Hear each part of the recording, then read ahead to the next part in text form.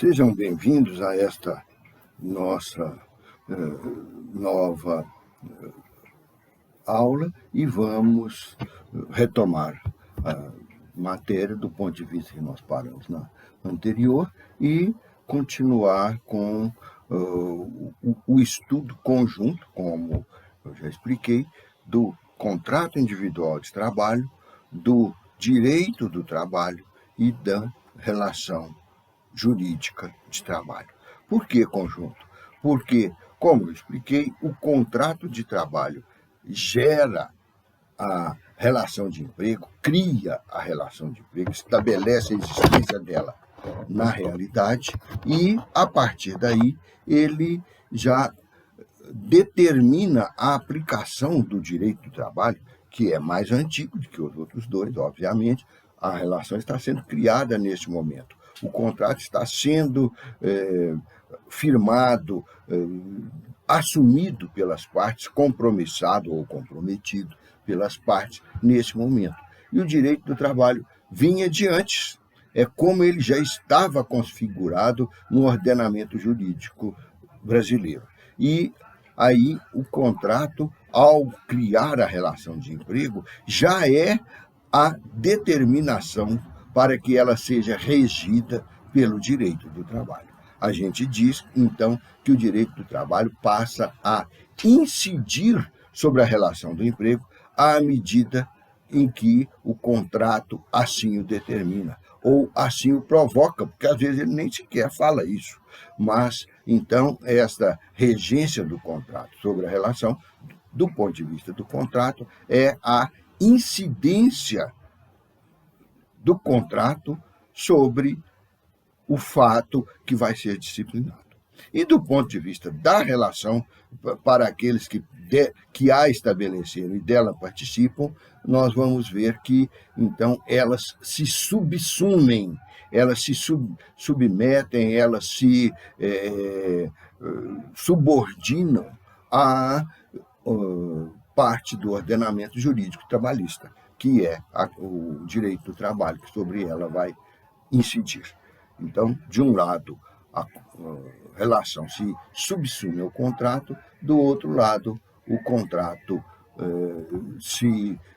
ele incide sobre a relação. Por isso, os três, com esta ordem de influência na própria criação que existe entre eles, passam a ter as mesmas características. São aquelas características que o direito do trabalho impõe com seu ordenamento jurídico, que o contrato acrescenta com o acordo, a vontade entre as partes e que determinam a maneira como se vai processar durante essa relação de emprego. Então, nós vamos passar a examinar essas características. Eu já expliquei que a importância delas é devida à existência de outras relações de trabalho que não a relação de emprego propriamente dita. Por isso, a relação de emprego vai ter uma fisionomia própria, que é aquela determinada pelo direito do trabalho.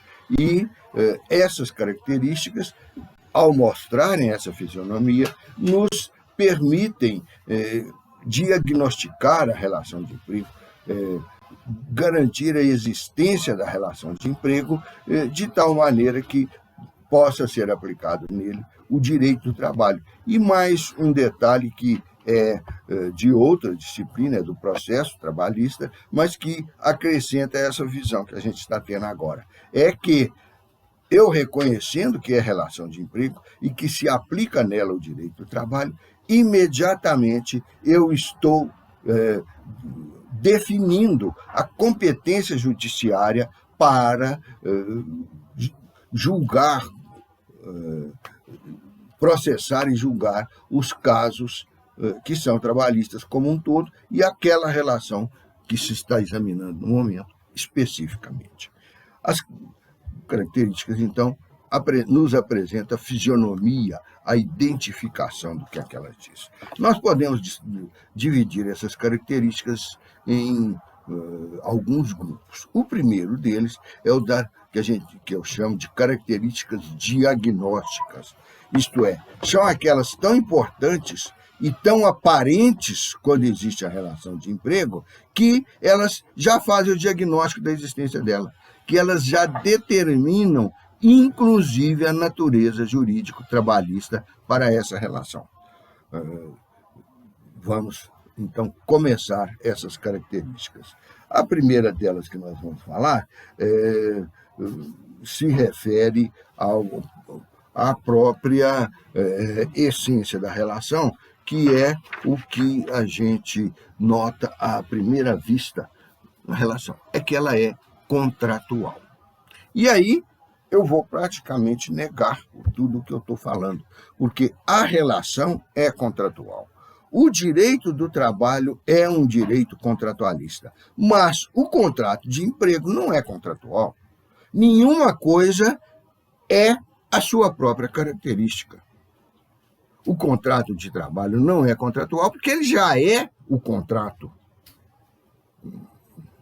Então, esta contratualidade vem do fato de que o direito do trabalho e as relações de emprego adquiriram a supremacia no modo de contratação, de prestação de serviço dentro da sociedade capitalista, liberal capitalista, exatamente porque essa sociedade, quando ela se iniciou, um dos postulados básicos dela é que as relações entre as pessoas deveriam ser contratuais. Por quê? Porque entendia-se que, para o contrato, todo mundo é livre e o contrato trata as partes em igualdade e a liberdade, a igualdade, e fazem também com que essas partes colaborem entre si, ao invés de disputar. Quer dizer, liberté, igualité, fraternité. São os três postulados da Revolução Política Francesa, porque o capitalismo e o liberalismo, o capitalismo como sistema econômico, o liberalismo como filosofia política, como também um sistema político, uma ideologia política, com esses três características, eles passaram a vigorar, a dominar o mundo relacional a partir da Revolução Francesa e da Revolução Industrial Inglesa. A primeira política, a segunda econômica, industrial, comercial e tal. Mas então, este contratualismo, estabelecendo estas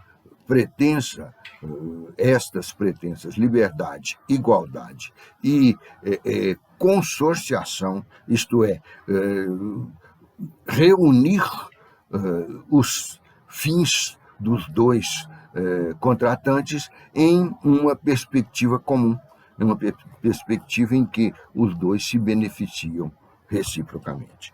Com a evolução do capitalismo, ou com a involução do capitalismo, nós descobrimos que, ou, na essência, já havia um vício de concepção, que é o fato de que as pessoas não são iguais simplesmente porque eu as submeto a um ordenamento jurídico comum. Elas são iguais quando elas exercem na vida o papel de pessoas livres e regidas por uma igualdade econômica, por uma liberdade garantida juridicamente, para que umas não exerçam poder desigual sobre as outras. Aí, então, negaram-se a igualdade, já que o poder é desigual. Negou-se a fraternidade, já que as pessoas começam a disputar, como se disputa em qualquer lugar onde haja poder. E, em terceiro lugar, se nega também a própria liberdade, porque as pessoas que disponham de menos poder, que detenham menos capacidade, menos força negocial, estão automaticamente submetidas a outra parte na negociação contratual e não vai ter a liberdade de postular e fazer com que seja também considerados em igualdade de condições os seus interesses que a fazem entrar naquela negociação, ou que a obrigam, os interesses subsistenciais do homem, os interesses que compõem a própria vida do homem em sociedade, e a garantem, eles são, muitas vezes, só conquistados ou só adquiridos, para ficar mais brando, caso as partes possam negociar em igualdade de condições. Então, esses interesses subsistenciais de quem não consegue nem obtê-los livremente e integralmente, ele vai estar negociando a sua subsistência com o outro. E em troca da subsistência, gente, a pessoa faz qualquer coisa, porque é só a partir da obtenção da subsistência é que a gente tem resistência para negociar as outras coisas. Então, a contratualidade se falseou com esses três aspectos da quebra da liberdade, da quebra da igualdade, da quebra da fraternidade ao longo da história do capitalismo. E mais se falseou no campo do direito, mais ainda se falseou no campo da realidade, porque a realidade foi modificando, a realidade apresentada pelo direito são os fatos que lhe compõem o entorno e nos quais ele é aplicado. Pois bem, esse entorno é a própria sociedade, são as atividades que exercemos, inclusive os contratos que fazemos e os trabalhos que assumimos com as respectivas obrigações colaterais complementares. E aí vem o problema. O capitalismo evoluiu de tal maneira, ou involuiu, como eu já falei, na situação fática, quer dizer, na realidade em que ele se imerge, e também na concepção com que os seus agentes o atuam, com que os seus agentes o dinamizam para a sua vida social, para as suas conquistas e os seus desgastes. Então, qual que é o resultado disso? É que a sociedade se dividiu novamente em classes. Desta vez, a classe dos trabalhadores, daqueles que produzem os bens, as riquezas e os serviços colocados à disposição da sociedade. Quer dizer, é os que cuidam da manutenção social. E, do outro lado, os que se utilizam de todas essas coisas e bens e serviços produzidos pelo empregado para montar os seus empreendimentos, os seus negócios, os seus patrimônios. Então, nós temos que o empregador, o tomador de serviço, é o dono da terra, é o dono das máquinas, é o dono da indústria, é o dono das patentes tecnológicas utilizadas, é o dono do dinheiro, capital de giro, manutenção de estoque que é aplicado nesse negócio, e principalmente, ele sendo o dono disso tudo, ele vai ser também o dono do excedente, o dono daquilo que não é reaplicado no negócio, que não foi aplicado ao realizar a produção e não é reaplicado na produção, é retirado dela. Fica com quem? Em benefício de quem? Do capitalista. Seja ele um mero rentista, seja ele um banqueiro que azeita, nutre aquele sistema com o capital que ele guarda e que ele empresta, que ele financia as coisas através desse capital, que nem é dele. A parte de dinheiro no banco, que é do dono do banco, ou que é dos donos do banco, né, que hoje eles são conglomerados, tem que ser para a solvência do próprio banco, a parte menor que ele aplica no negócio com a qual ele negocia. Essa parte maior é de depósitos, de investimentos, de aplicações, de ações de retorno de financiamentos, enfim, que o público aportou a ele. Pois bem, com base no manejo desse dinheiro público, somado a um pouco seu, o banqueiro tem o ganho, os juros, porque este é o pagamento da atividade financeira, os juros. Então, ele ganha juros. Tem o rentista, o investidor em ações e tal, que são também ganhadores da parte desta apuração da atividade bancária, da atividade financeira, através das suas aplicações em ações, que vão dar lucro da negociação das ações, que vão dar dividendos, que vão dar participação na própria empresa, ampliação da própria empresa. E nós já vimos que a primeira classe dos capitalistas que ganha com o mercado de trabalho, olha o que eu estou falando, e em vários aspectos aqui durante o curso eu vou dizer que isso não é o correto, não é o devido. O trabalho não é oferecido a um mercado para ser vendido a um preço de mercadoria, mas para esse pessoal que eu falei, aquilo ali é uma mercadoria que eles vão comprar e querem comprar no preço mais baixo possível. A negociação deles tem única e exclusivamente 3 visões. Primeiro, eles querem comprar. Segundo, querem comprar no preço mais baixo possível. Terceiro, eles querem fazer com que esse trabalho seja o mais produtivo, o mais rentável, o mais satisfatório possível para tê-lo com menos pessoas e, com isto, diminuir mais ainda o custo dele na coletividade e aumentar o que eles retiram, o que eles recebem da própria produção. Já na produção eles estão ganhando. E aí isso vai aparecer na hora da transação seguinte, seja ela compra e venda, seja ela qualquer tipo de transação que seja. No caso do banco, costuma ser muito empréstimo, mútuo, financiamento, e outras maneiras de lidar com o dinheiro, e aí eles ganham a parte que não retornou para o pagamento dos empregados. Quer dizer, o empregado fez um bem, prestou um serviço, aquilo é do empregador, porque foi feito com o capital do empregador. Daí esse sistema econômico se chamar capitalista, né?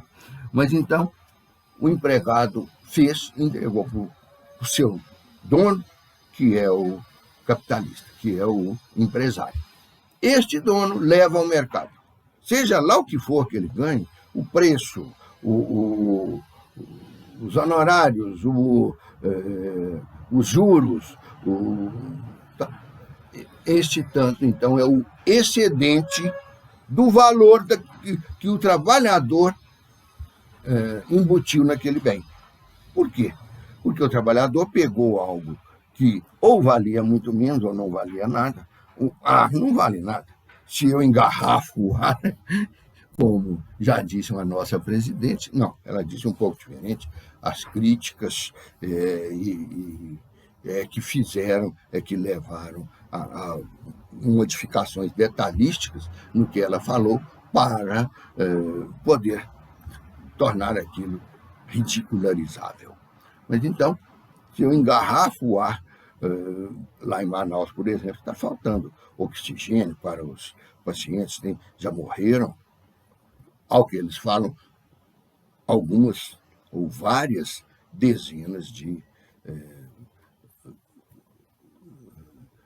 pessoas contagiadas pela Covid. Mas então, aquelas pessoas lá, o que está faltando a elas? É o ar que está aí. O ar está aí, então o que está faltando? Porque o ar dela tem que ser separado, elas precisam de oxigênio puro. E agora a Anvisa, órgãos do governo aí, já falou que pode ser um oxigênio meia-boca, um oxigênio não tão puro assim. E é o que estão fazendo para engarrafar e mandar para lá. Na fábrica, tem fábrica, uma produção desse oxigênio engarrafado lá. Mas então, vai o oxigênio impuro, meia boca para essas pessoas que já estão muito enfraquecidas pela falta dele e o excesso de outras coisas, como as diversas afecções que vêm do vírus. Então, este oxigênio, ao ser engarrafado, foi feito, purificado, separado, engarrafado, foi feito um serviço. Este serviço deu valor a isso que está passando por aqui, que nós estamos no meio dele sem nenhuma forma de remuneração ou de valor que a gente possa vender. Quem é que pode calcular o valor de 2 litros de oxigênio perdido no meio da atmosfera do globo terrestre? Ninguém, porque não existe. Mas a hora que se deu um tratamento, que se aplicou um serviço sobre ele, ele começou a valer. E este valor, então, que o empregado deu ao processar esse bem, teve alguns efeitos. O primeiro foi dar valor ao bem, o valor do serviço que foi embutido nele. Em segundo lugar, foi torná-lo acessível para aquela situação especial da pessoa que tem dificuldade respiratória. E, em terceiro lugar, foi fazer com que ele se torne comercializável, com que ele vire uma mercadoria. Com isto, ele vira o objeto da atuação capitalista, ou objeto final, o produto final dela, que vai, na transação seguinte, que nós vivemos acumulando transações, na transação seguinte, deixar de ser um bem, passar a ser apenas um valor, que é o valor em dinheiro recebido como preço daquele bem. Então, este valor em dinheiro vai ficar com quem? Vai ficar com o empregador.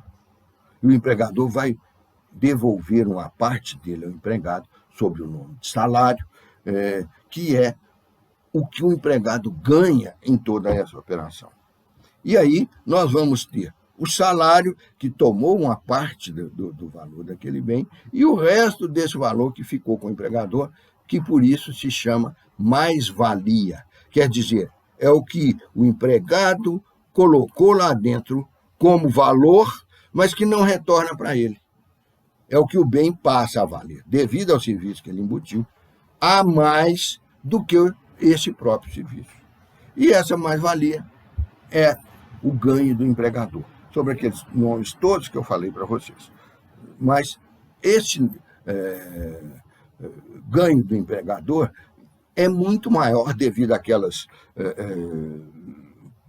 controles do poder sobre o capital, que o empregador, obviamente, recebe muitíssimo mais do que o empregado. E se ele tem 50 mil empregados, se ele tem 5 mil empregados como fábrica de automóvel, ele vai ganhar mais do que o empregado em cada uma dessas 50 possibilidades de arregimentação de bens, em cada uma dessas 50 relações jurídicas de emprego. Consequentemente, a sociedade econômica passa a ter o seu controle por essas pessoas. Essas pessoas mandam nos seus empregados, mandam nos seus representantes, nos seus distribuidores, nos seus fregueses ou clientes, mandam politicamente em todos esses que compõem o corpo eleitoral e mandam, finalmente, sobre as próprias autoridades que vão aplicar esse dinheiro, esse direito do trabalho.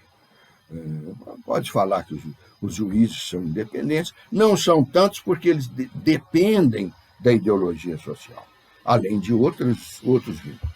Mas, se eles são independentes, os poderes da República, do Estado e do município, não o são, porque eles, no exercício democrático do poder público, eles se reportam às reivindicações, ao entendimento, à ideologia dos capitalistas, daqueles que detêm esse capital arrebanhado com a mais-valia. Então vejam que a sociedade capitalista se transformou em um duto, em uma barragem que joga o seu excedente, aquilo que ela vai devolver à sociedade, no rumo, na direção e no proveito dos capitalistas. E por isso que nós temos basicamente duas classes sociais. Os que são capitalistas, vendem e arregimentam o dinheiro, e os que são prestadores de serviço, que produzem e que recebem uma parte do valor dessa produção deles. Daí é fácil a gente ver na rua a diferença de patamar econômico entre o rico e o pobre, entre o capitalista e o operário. Dentro disso, então, aqueles postulados iniciais do contrato, reportando os da Revolução Francesa, a liberdade, a igualdade e a fraternidade, estão enfraquecidos ou mesmo superados, abandonados pelo capitalismo atual.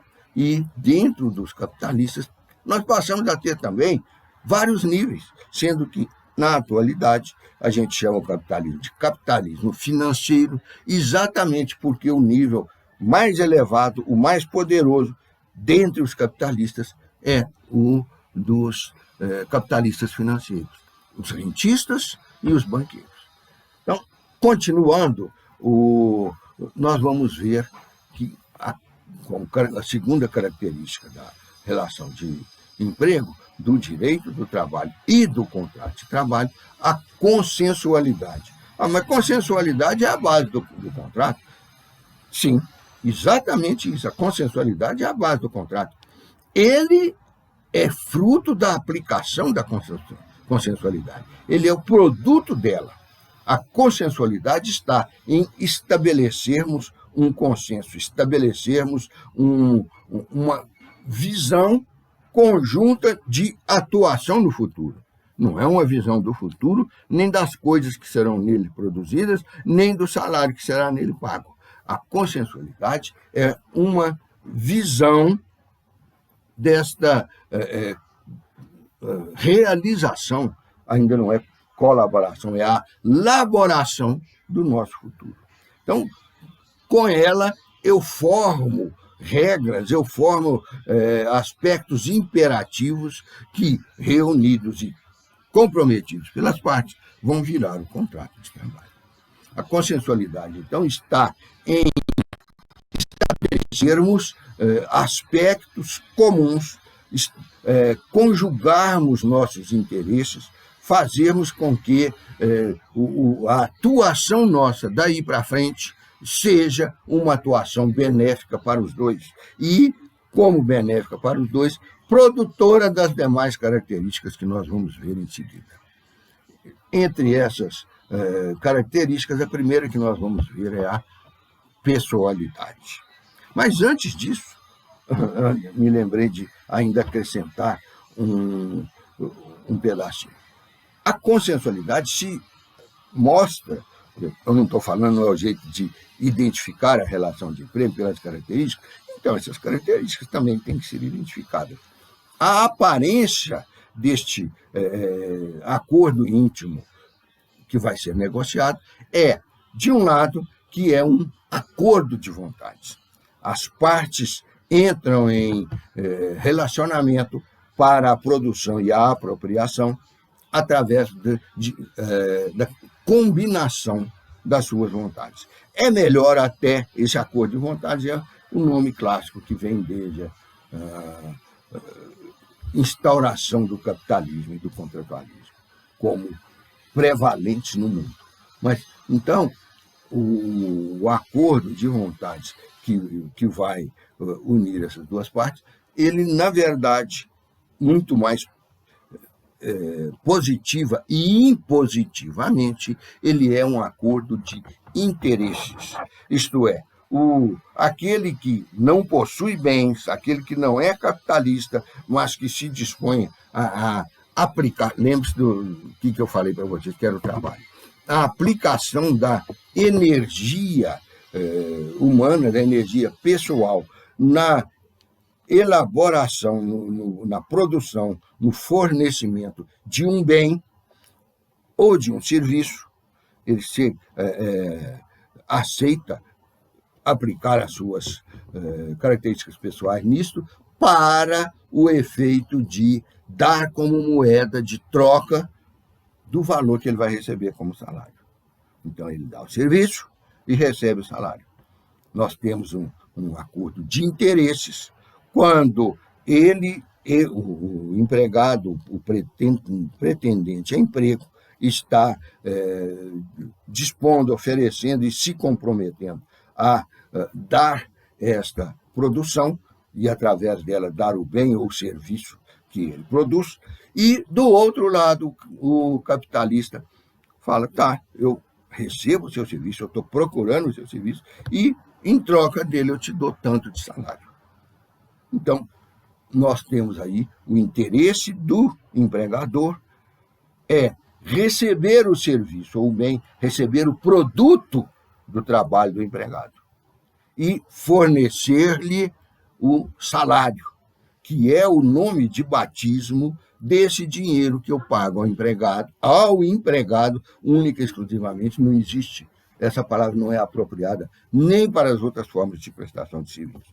O empregador recebe o bem, o serviço, o valor e dá em troca o salário. E o empregado? Ele recebe o salário e dá em troca o bem, o serviço, o valor. Então, nós temos um acordo aí dos interesses, porque o interesse vital do empregado é receber o seu salário, que é a sua verba subsistencial, é o que ele vai usar para manter a si, a sua família, e tentar crescer um pouquinho na vida. O empregador tem o seu interesse em receber o bem, o serviço, o valor, o benefício que o empregado lhe presta ao aplicar a sua energia de trabalho. Para quê? Para o empregador levar isto ao mercado, não mais ao mercado de trabalho que já cumpriu sua função, mas ao mercado de bens, serviços e valores, ao mercado ligado ao capital, para lá ganhar um valor maior do que este. Então, este acordo antigo, que é sempre chamado de acordo de vontade, botem aí na cabeça, no papel, que é um acordo de interesses. Esta é a primeira versão dele, acordo de interesses. A segunda visão, não é versão não, desculpem, é visão. A segunda visão é o fato de ele ter um informalismo. Para fazer isso, eu não preciso de ir no cartório passar uma escritura igual à venda de um imóvel ou uma venda com reserva de domínio, uma outra coisa qualquer desses institutos financeiros. Eu não preciso de escrever as regras, os ditames jurídicos que nós estamos estabelecendo.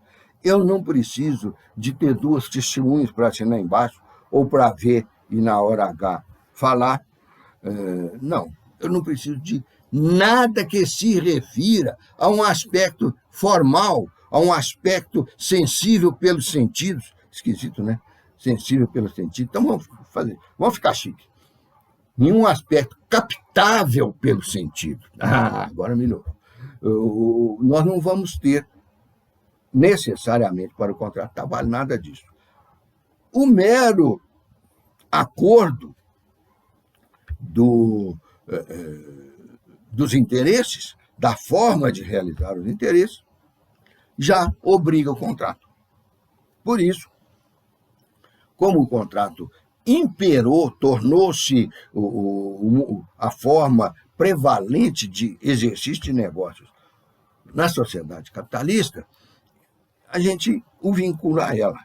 Mas ele, na verdade, já existia desde os grandes impérios.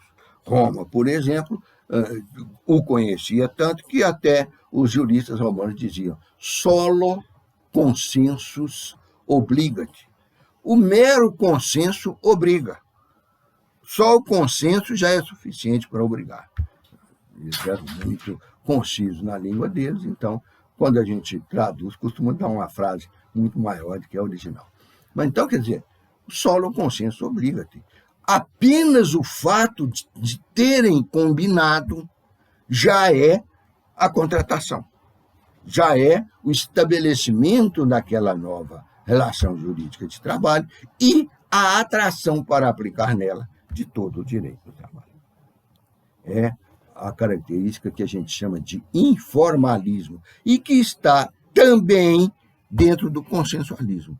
Tanto que a frase latina, e eu fiz questão de falar, fala em consensus, quer dizer, apenas o fato de termos combinado nos torna obrigados. Meio interessante isso, o exercício da vontade, a realização do interesse, impõe uma obrigação. Mas é a lógica do sistema atual. E mais um detalhe aí, este consenso, ele está dentro daquele acordo de vontade, mas ele atua, ele se expressa, ele se mostra, na vida real, nos fatos que passamos a realizar a partir daí. Então, a existência do salário como remuneração, a existência da entrega do bem, do serviço trabalhados pelo empregado, a existência das outras características que nós vamos estudar até agora. Eu falei a existência do trabalho, a existência do salário, a existência do esforço da aplicação de energia, como os aspectos fáticos da relação de emprego, como que ela ocorre. Agora, os aspectos disciplinares, as suas características jurídicas que a tornam relação jurídica de emprego, são as que nós estamos estudando aqui. Passando para a terceira, nós vamos... Peraí. Pessoalidade. A pessoalidade, então, é este fato de que o contrato carece de duas partes. E é igual a um processo judicial. Se eu tenho 10 autores litigando com meia dúzia de réus, eu não tenho 16 partes no processo, eu tenho duas. A parte autoral e a parte do réu, do reclamado, no nosso caso. A parte autoral está composta por 10 litisconsortes, ou, no caso do direito do trabalho, ela é plurima. A parte dos réus também está composta aqui por 6 litisconsortes. Então, parte no processo, existem teorias que falam que são 2, existem teorias que falam que são 3. As que falam que são 2 são essas, de acordo com isso que eu acabei de explicar. Todos os possíveis autores formam uma parte, a parte autoral. Todos os réus, todos os reclamados, formam a outra parte. Isto aqui é a visão subjetiva, é a visão do processo e do contrato, enquanto trata-se de seus participantes, enquanto se trata de seus participantes.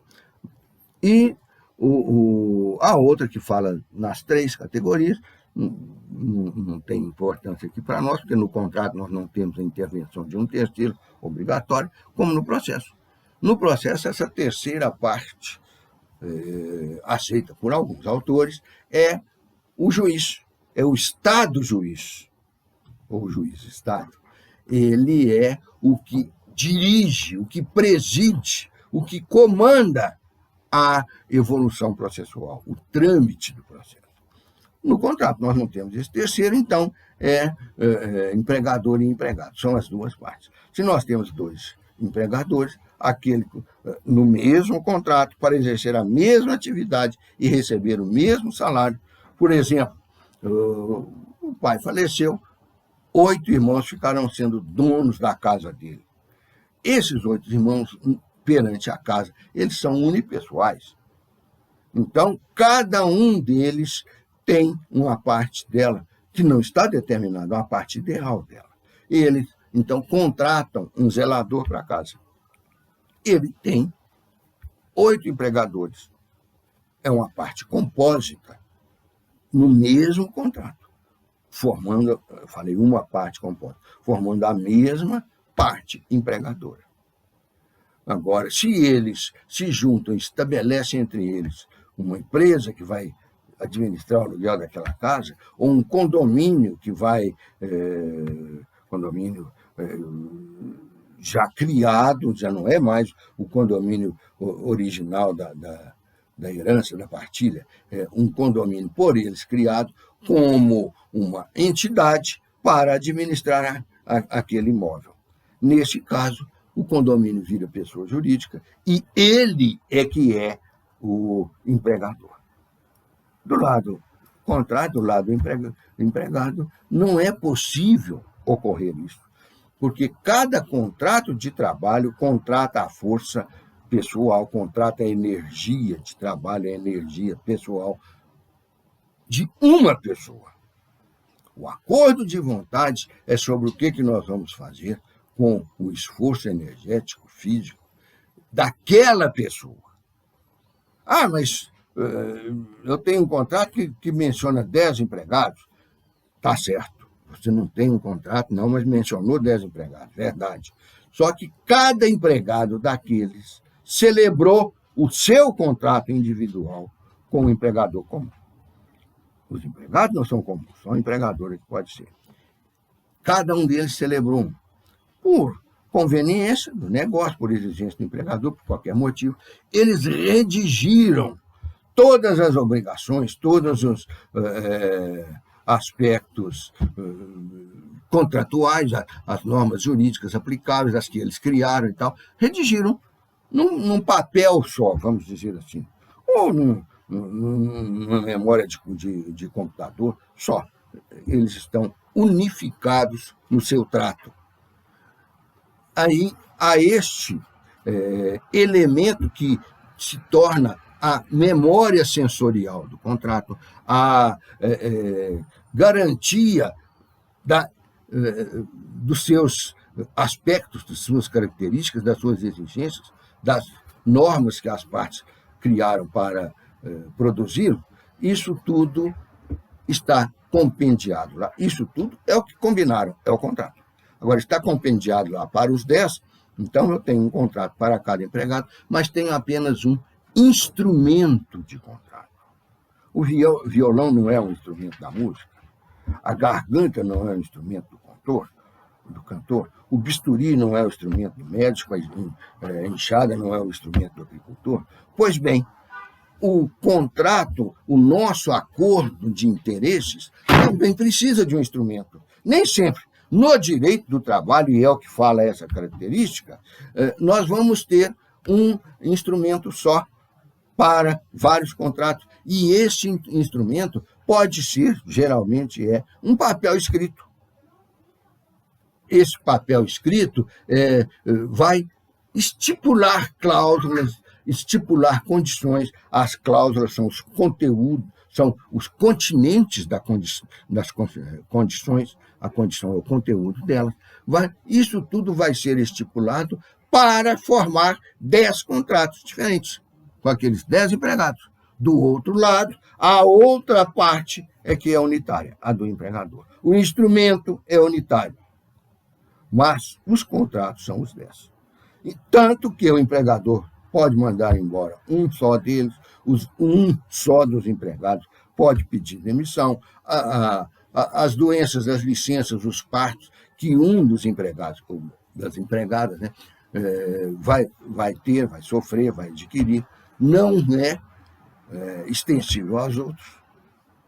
Então, o instrumento de contrato, quando existe, ele não é o contrato em si, Ele é apenas a memória gráfica deles, ou, melhor dizendo, como eu falei antes, memória sensorial, porque ele se destina a ser conhecido por nós, a ser consultado por nós, a ser guardado para recordar a cada momento que precisarmos do que foi combinado.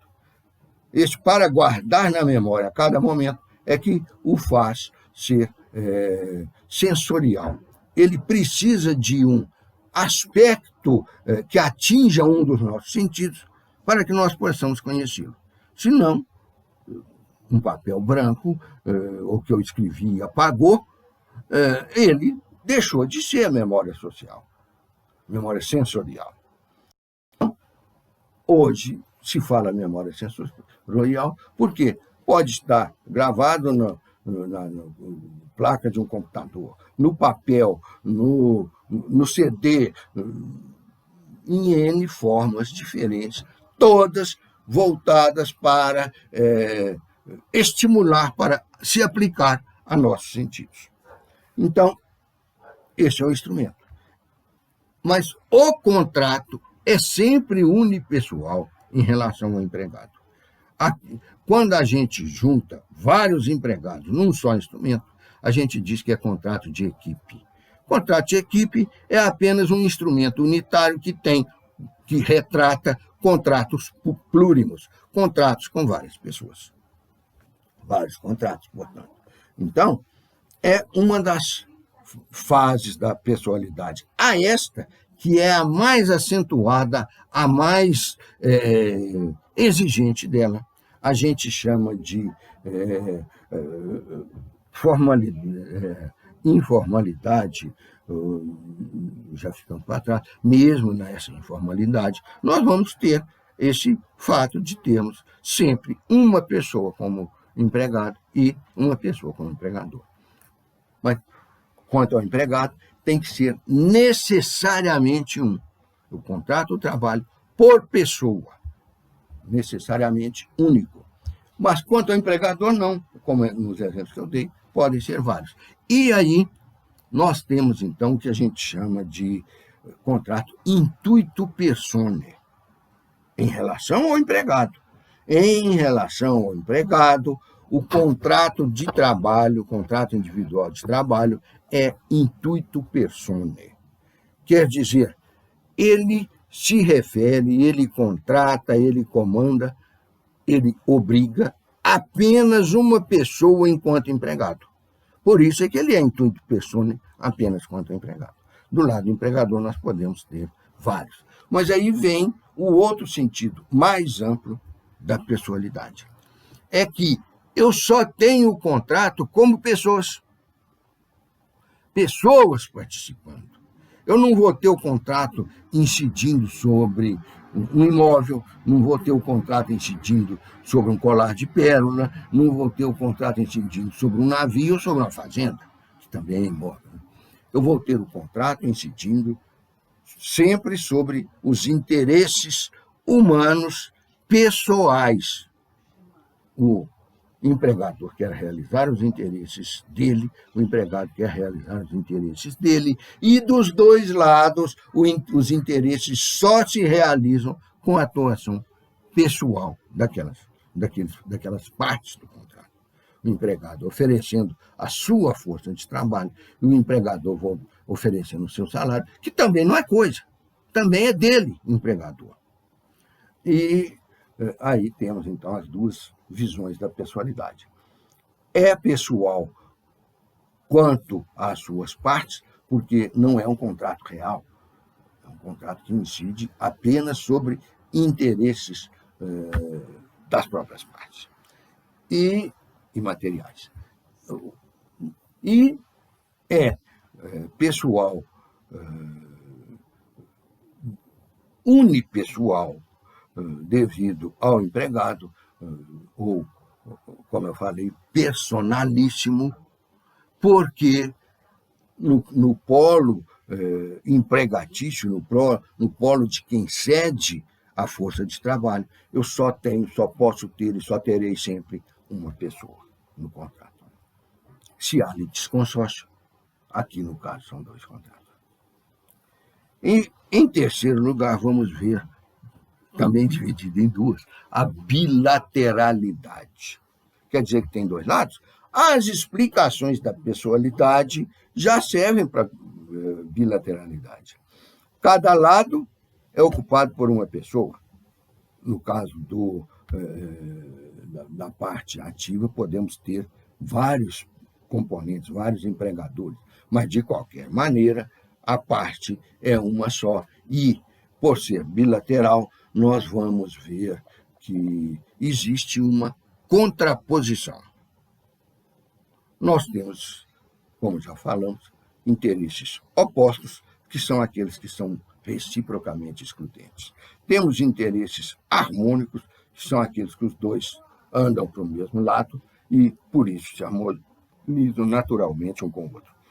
E temos interesses contrapostos, que são aqueles em que cada um se dirige de uma das partes para a outra.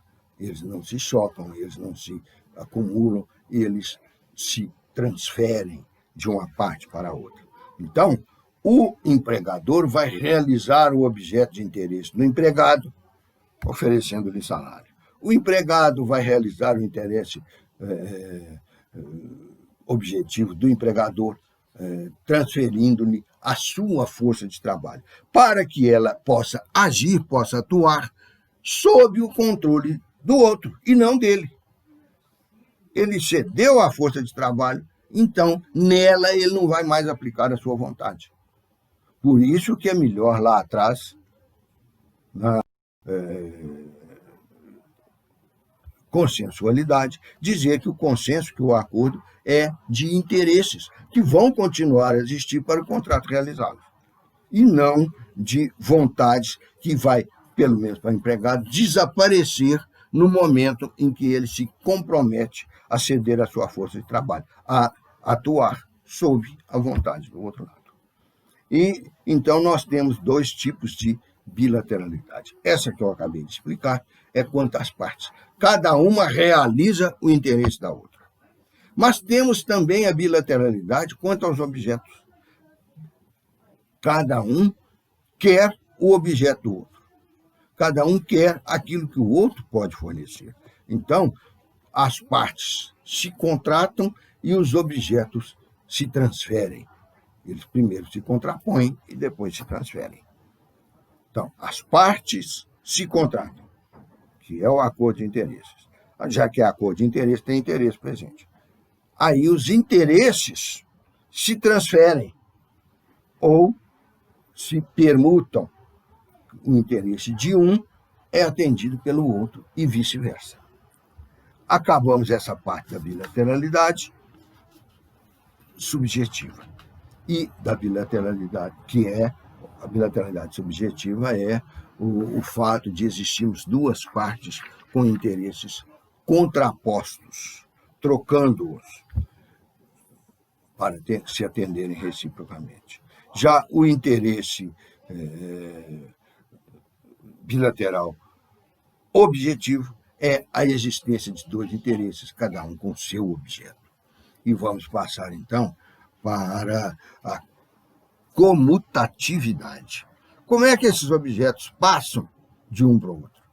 E, do outro lado, do lado subjetivo, como é que esses interesses são realizados pelo outro? Cada um fazendo aquilo que sabe fazer, que ofereceu ao contrato e que se comprometeu a fazer. Então, só que não faz para ele, faz para o outro. Uma pessoa que conserta sapatos porque tem N sapatos, igual a Maria Antonieta tinha, igual a esposa de um ditador da Filipinas, que chamava Ferdinando Marcos, tinha palácios só para guardar sapato. Aí ela vai precisar de um sapateiro só para arrumar, polir, pintar, consertar, embelezar, modificar os sapatos dela. Ele vai ser um bibliotecário de sapatos. Mas então, este sapateiro está aplicando toda a sua habilidade para cuidar do sapato dela. Ele é um empregado. Agora, se ele não conhece essa ditadora, essa esposa do ditador, ou não leu livro de história, não sabe quem que é a Maria Antonieta, ele vai abrir a sua lojinha ali na esquina e dentro dela ele vai atender e realizar os interesses de uma infinidade de pessoas. Então, ele não é um empregado. Ele trabalha esporadicamente para cada um, à medida que ele leva lá o seu sapato. E oferece o serviço para toda a comunidade. Então, ele não tem nem como alienar a vontade dele para um desses, porque ele vai atender a todos. Consequentemente, ele não é empregado, porque não atendeu aquelas características anteriores que eu já falei. Não atendeu, não é empregado. Então, ele é um sapateiro profissional autônomo. O empregado é contrário do autônomo. O autônomo atende à sociedade como um todo. Não vamos analisar a prestação de serviço dele. Ela pode e costuma ser até comutativa também, mas o importante nosso é provar a comutatividade dentro da relação de emprego, dentro do contrato de trabalho, dentro das recomendações do próprio direito do trabalho. Esta comutatividade, com o exemplo que eu dei, vocês já viram nitidamente que ela é a troca ou a reciprocidade de obrigações. Eu tenho obrigações contratuais recíprocas. Então, para realizá-las, as partes realizam a troca dos bens, realizam a comutação dos bens, o que tem o interesse no serviço e dispõe do dinheiro para pagar o salário, recebe o serviço e paga o salário. Ele troca o serviço pelo salário. O outro, que é o contrário, faz a mesma troca também, só que do outro lado, né? Ele dá o serviço que sabe fazer em troca do salário que vai receber. E, com isso, nós vimos que a relação de emprego não é de graça. Ela custa alguma coisa para todo mundo que mete a cara dentro dela. Todo mundo que entra, que integra uma relação de emprego, vai ter um desgaste, vai ter um esforço, vai ter uma obrigação que se realiza ou na sua pessoa ou no seu patrimônio. Aqui nós temos exatamente as duas situações. O empregador realiza o seu interesse através da aplicação de seu patrimônio, a hora que paga o salário para o empregado. Já o empregado realiza o seu interesse, ele vai satisfazer as necessidades que estão dependendo daquele interesse. Lembra-se lá de trás, quando eu expliquei aquele esquema que vai da satisfação, da falta de satisfação, da insatisfação, da necessidade, até ao ponto da assimilação da utilidade. Realizou o interesse, assimila a utilidade. Aí eu completei a relação, cada um no seu papel, consequentemente, cada um sendo beneficiado e sendo onerado pelo que ele vai transferir para o outro.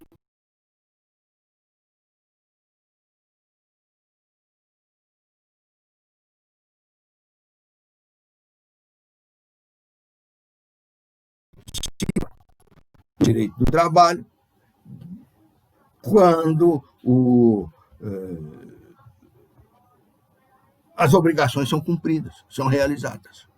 É o momento que cada um despende o seu ônus.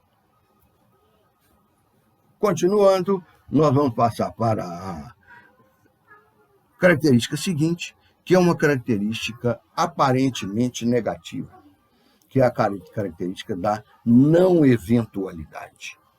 Evento é algo que acontece esporadicamente, que acontece de uma vez só com fim, com princípio, meio e fim, e que, então, é começada pela atividade das partes e termina a hora que essas partes deixaram de ter aquela atividade, quer dizer, deixaram de se obrigar por aquela atividade. algo eventual, é chupar uma laranja, dar uma festa, tanto que esses aspectos do lazer social são chamados de eventos, e assim várias outras coisas, como também tem esse nome, como um oleoduto da Petrobras furou e está vazando petróleo. Este é um evento. O carro bateu no poste ou em outro carro. É um evento, é um acontecimento. É o que a polícia usa quando vai se referir àquilo. É uma ocorrência. Acontece, ocorre. Então, ocorrência, acontecimento, é o evento. O direito do trabalho tem como característica a não eventualidade. E eu falei que era aparentemente negativo, porque o nome é não eventualidade. Por que eu falei assim?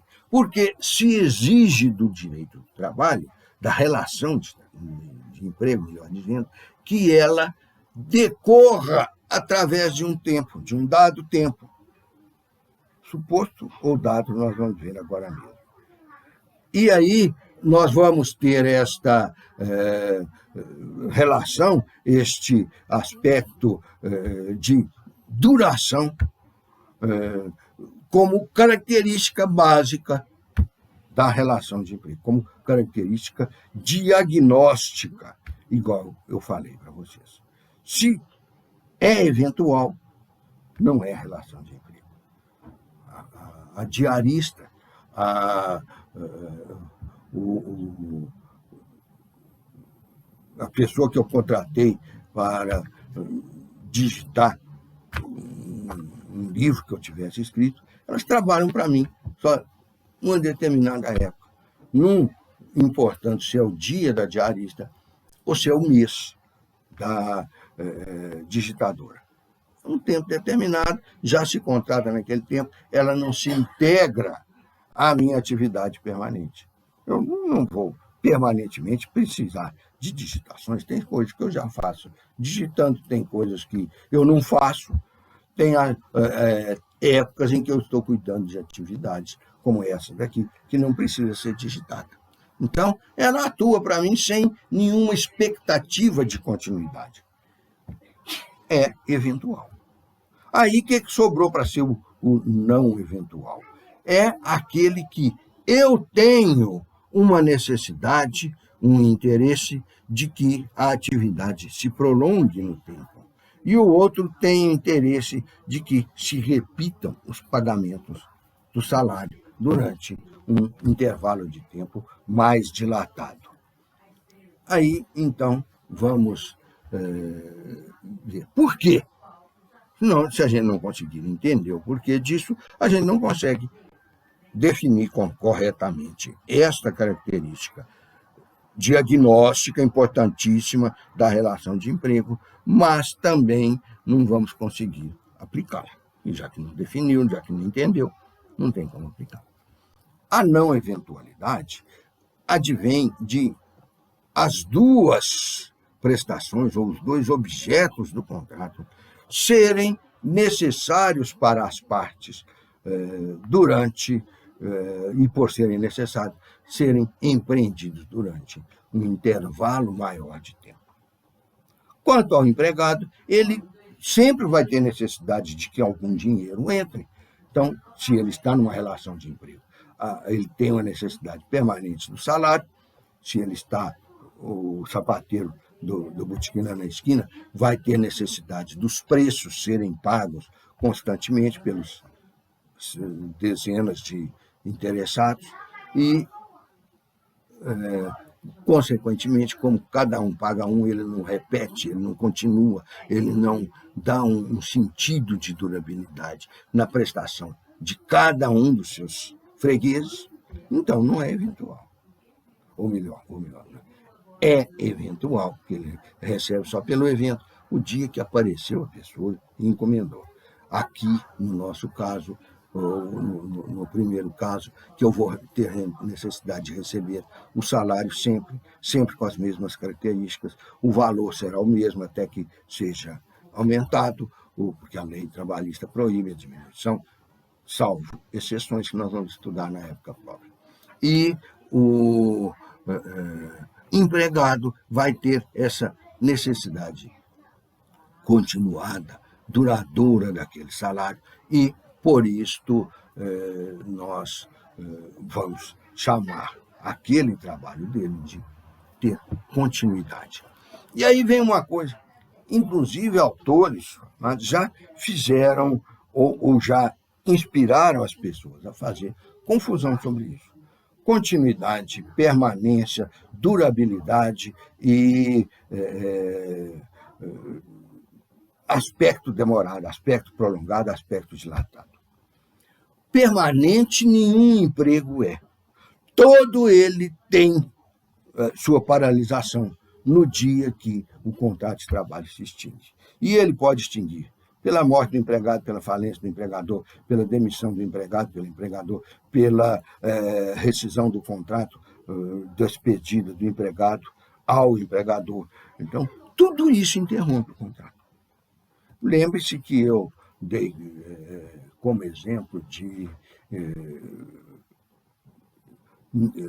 não eventualidade aquele caso do artigo 7º, me parece que parágrafo 6º, que fala na prolongamento, não, é na redução da jornada de trabalho quando o trabalhador presta serviços, é empregado de uma empresa que tenha serviços continuados,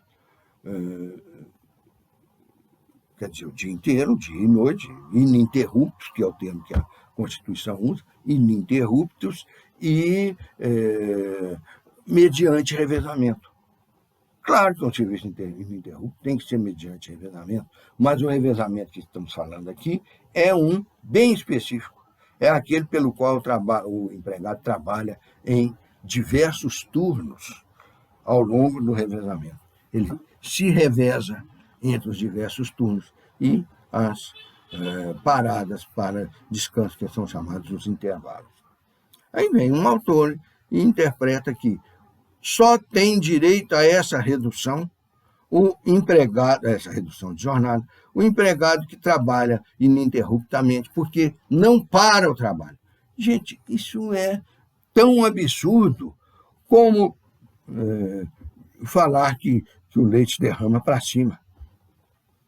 Não existe trabalho ininterrupto. Eu interrompo, tanto que nós vamos estudar no outro ponto do nosso programa as diversas formas de ineficácia do contrato, entre as quais estão a interrupção, as férias, os repousos semanais remunerados, um punhado de coisas, inclusive a interrupção ou a suspensão, que é com ela aproximada. Mas, então, não existe trabalho que não tem interrupções. Então, como é que ele vai ser contínuo? Ou como é que ele vai ser permanente? A permanência, o contrato sempre se extingue. A continuidade, ele sempre se interrompe. Mas aqui eu não estou falando da continuidade da prestação de serviço, da continuidade da jornada de trabalho. Eu estou falando da continuidade da relação de emprego, da continuidade do contrato de trabalho que a celebra e que a assegura. Então, esses duram, se prolongam através do tempo. E, então, eles não se interrompem. Nem quando eu estou no repouso semanal remunerado, nem quando eu estou em umas férias. Ele não se interrompe, ele continua existindo. A relação de emprego continua existindo. Então, ela é que é dotada da continuidade, do prolongamento no tempo. E as palavras continuidade, que é o próprio nome da característica, e pior ainda, permanência, não retratam a realidade como um todo, são sujeitas a provocar algum mal entendimento, mas depois que a gente conhece o direito do trabalho, e por isso vocês precisam aprendê-lo aqui na escola, ao invés de sair daqui, não estudei direito de trabalho, não, aquilo não me interessa. Interessa porque precisa, até para você tirar seu título. E os conceitos dele sendo diferentes das outras formas, das outras disciplinas jurídicas, você tem que aprendê-los, entendê-los e memorizá-los. Mas então, a continuidade, resumindo essa parte, é isto, é o prolongamento, a duração do contrato e da relação ao longo do tempo. E por que isso é assim tão importante? Primeiro, eu falei que esta característica era aparentemente negativa, não eventualidade. Mas, gente, eu falei continuidade aqui, vocês estão vendo a diferença muito grande da não eventualidade, que eu já expliquei, e da continuidade, que eu estou explicando agora.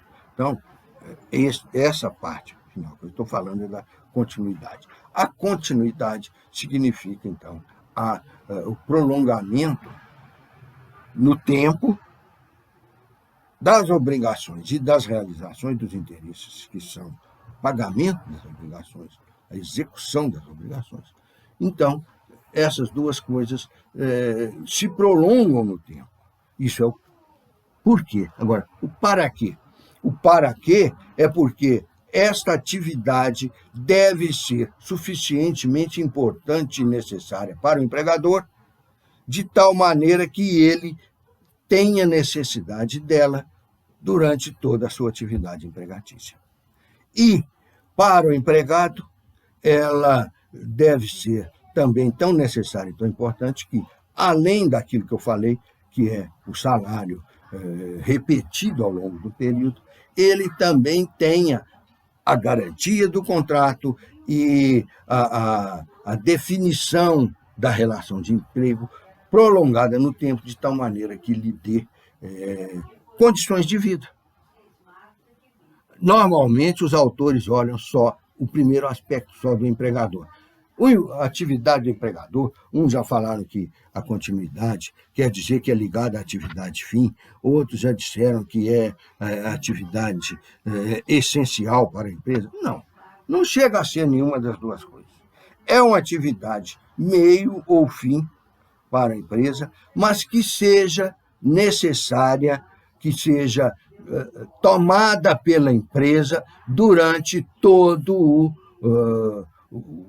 o seu exercício, a exploração da empresa. Ela tem que ter aquela projeção para o futuro. Isso aí é que é a continuidade do contrato de trabalho. Não é o fato de ele ser repicado entre folgas e jornadas, não. Isso não tem nada a ver. Isto nem sequer é da relação, característica da relação jurídica de emprego, e nem sequer é característica do contrato individual de trabalho. Portanto, não será também uma característica do contrato individual de trabalho. Explicada a continuidade, nós vamos entrar na que talvez seja a mais importante das características da relação de emprego. Além de característica diagnóstica, é a mais importante de todas, que é a subordinação. Subordinação significa subordinário, sob as ordens. Quer dizer, o empregado vai trabalhar sob as ordens do empregador. O empregador é que detém o comando do exercício da relação de emprego. As obrigações do empregado para realizar interesses dele devem ser definidas e comandadas por ele. É claro que com consentimento no contrato lá atrás, o dia que o contrato foi celebrado entre eles, ele já tem umas certas limitações que ele não pode alterar, e ele já tem definidos alguns comandos que ele se privilegia com a atuação dele. Por exemplo, ele já definiu lá no contrato qual o serviço que o empregado vai exercer em gênero. Por exemplo, se eu falei que vai arrumar a casa, ele um dia vai lavar, um dia vai passar, um dia... Passar não, passar é roupa. Um dia vai lavar, um dia vai passar a vassoura, um dia vai realizar limpeza de paredes, um dia vai ornamentar, vai mudar os móveis de lugar. Todos são trabalho e se incluem na arrumação da casa. Então, o empregado que é faxineiro, está definido isso, que ele é faxineiro, ou ele é arrumador do imóvel. Mas dentro dessa definição ampla, ele vai ter uma série de atividades que ele vai exercendo ao longo do tempo. Então, o empregador já começa a ter as suas definições, as suas exigências lá no contrato. E depois ele continua com aquelas que são aplicadas de imediato. Fulano, digita esse documento que está rascunhado aqui. Beltrano, tira a xerox daquele projeto, daquele plano de alterar minha forma de ensino. Beltrano, faça um suco para mim. Da mesma maneira que pode falar, empregados da minha empresa automobilística, não trabalhem amanhã. É um dia de folga que eu estou dando porque eu não tenho material. Ou então, você, metalúrgico da minha empresa, vai preparar e afixar o paralama dianteiro. Você, outro, vai preparar e afixar o para-choque traseiro. Quer dizer, dentro da profissão ampla do metalúrgico, ele vai dando ordem e pode mudar essas ordens. As do contrato ele não pode, mas essas que ele dá esporadicamente para a continuidade do serviço do empregado, ele pode alterar. E aí a subordinação consiste exatamente nesta forma de aplicar o interesse do empregador para definir a forma de aplicação da força de trabalho do empregado. Então, nós vamos ter que deixar uma aula toda só para a subordinação, porque ela tem muitas características que são discutidas, ou que são legisladas, ou que têm definições que a gente precisa de saber, porque são bastante específicas.